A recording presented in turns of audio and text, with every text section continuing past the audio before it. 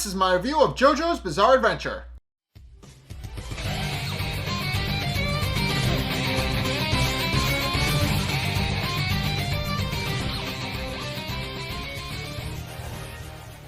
Okay, so this episode can best be described as if Rock, Paper, Scissors was an anime.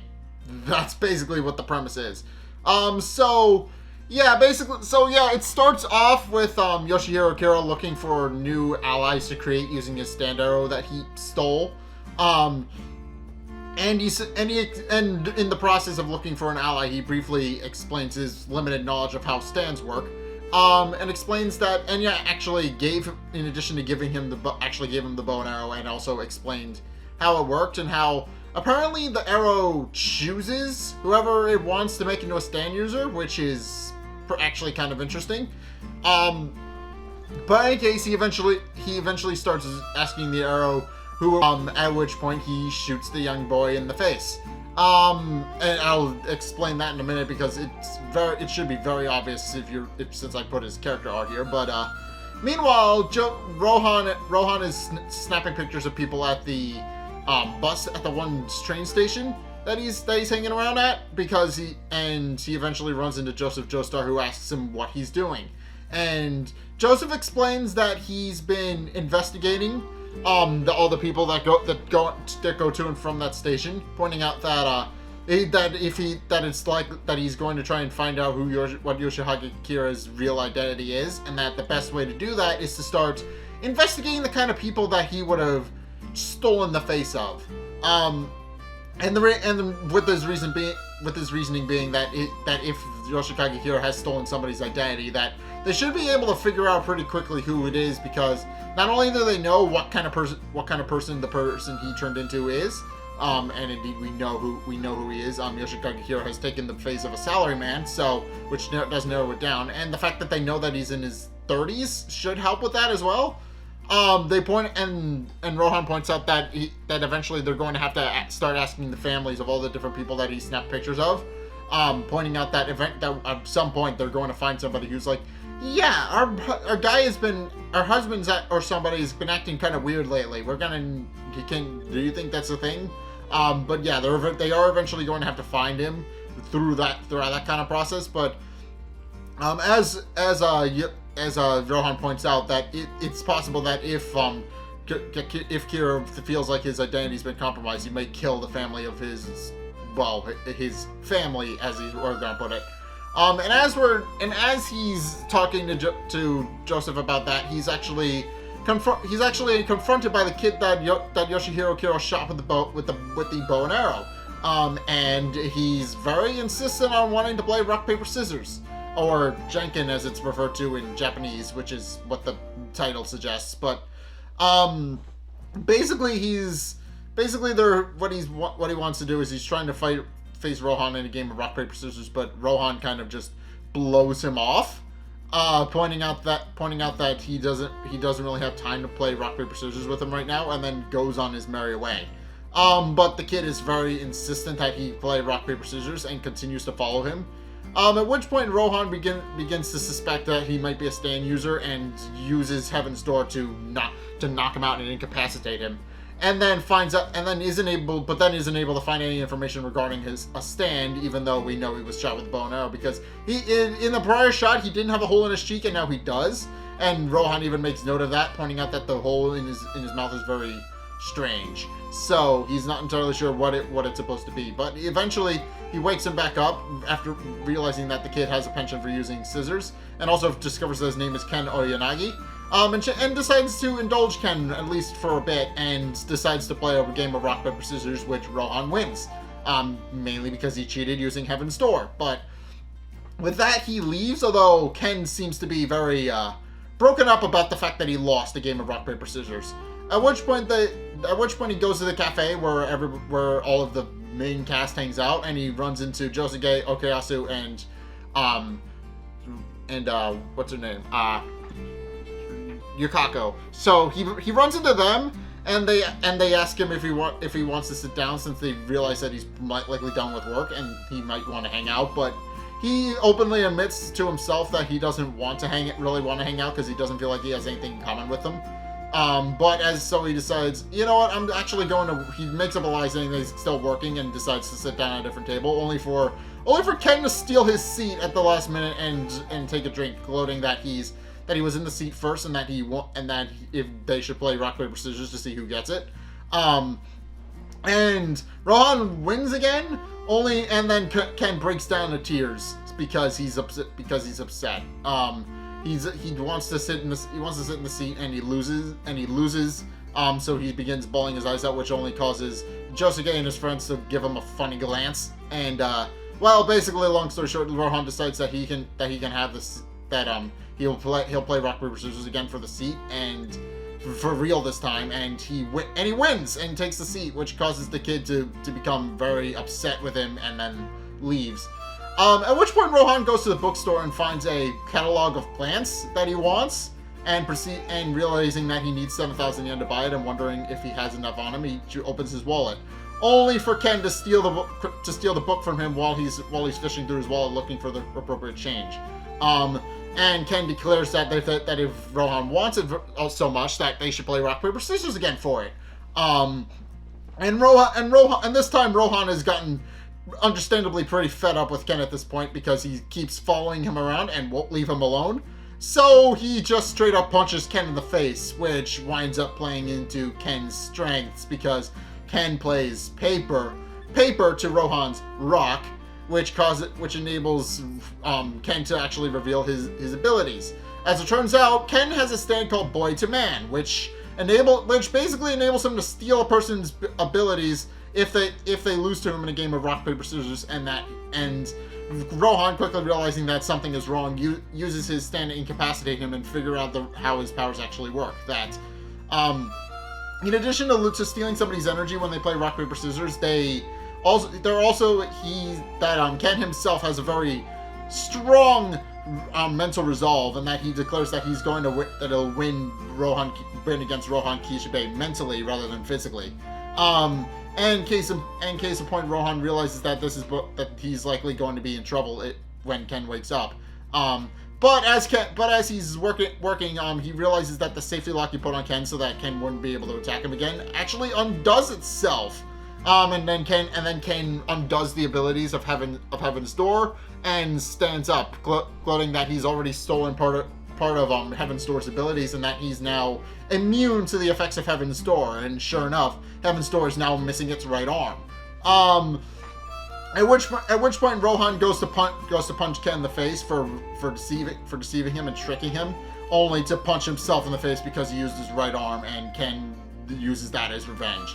At which point Rohan realizes that he needs to win another match if he wants to actually get Heaven's Door's abilities back and make it whole again. So he decides to indulge Ken some more and play another game of rock, paper, scissors. Rohan loses, and loses more of Heaven's Door, losing its lower legs. At which point, now Heaven's Door is only a torso and isn't able to actually win. Now basically Rohan is having a hard time standing up and using his one arm. Basically Rohan is kind of up shit creek without a paddle. So he's kind of screwed at this front. At which point Ken begins to declare that he's going to win, that he's likely going to win because luck seems to be on his side, because he lost 2 rounds and then he won 2 rounds, whereas Rohan lost 2 rounds and is likely going to lose his 3rd one. At which point Rohan declares that he's going to try again and win, pointing out that it's better to look down on his opponent and beat him that way than to be sitting down looking up at them. So they decide to have several more matches, all of which end in a tie. At which point Ken decides to declare how he's going to win based on luck. And then, case in point, Yoshikage and Joseph show up with Shizuka Joestar, with little baby Shizuka in Joseph's hands, and Ken declares that if they come over, then luck will be Rohan's side. If not, then the reverse is true. And then he waves at them. And we already know that Yoshikage doesn't have a very high opinion of Rohan, but Joseph seems a little bit more skeptical, noticing Ken, and knows full well that the kid has likely been following him around all day. but decides that it's likely that the more likely scenario is that Ken is actually a fan of Rohan's and decides to leave them be and continue walking. Which Ken declares might be another stroke of luck, and then to further cement the fact that he's having a good stroke of luck, he breaks a window and then manages to stand completely still and not get hit by any of the glass, whereas Rohan himself gets cut in the hand by a little piece of it. At which point Rohan declares that he's going to win, and that the next match he's not going to win, and that he's going to change his luck and win that way. At which point they have one last match of rock paper scissors. Rohan initially loses throwing paper to Ken's scissors, but then Ken's scissors turns into rock and Ken loses and relinquishes the pieces of Heaven's Door that he stole.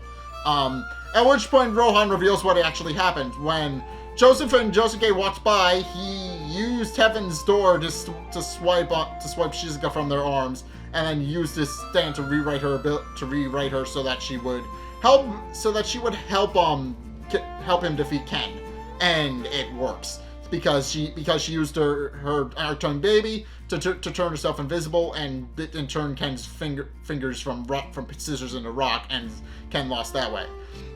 At which point Ken has a bit of a temper tantrum, swipes Shizuka from Rohan's arms using Boy to Man, and then declares that he cheated and that they have to play another round of rock paper scissors in order to get her back.